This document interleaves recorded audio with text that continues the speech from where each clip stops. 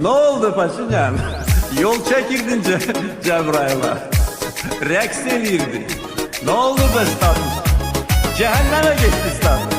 Gora geçti status. Ay Qarabağı sən nə üzdə istəyirdin? Halal torpağımızı mənimsiyirdin. Verməyəcəm deyirdin. Nə oldu Paşilyan, nə oldu Paşilyan? Nə oldu Paşilyan, nə oldu Paşilyan? Bəstəyirdin, vermirəm torpaqları.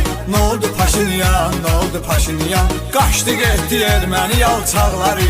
Nə oldu Paşilyan, nə oldu Paşilyan?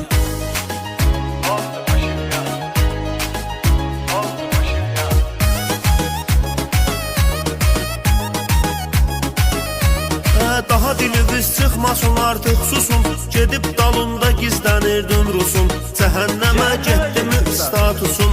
Nə oldu Paşinyan?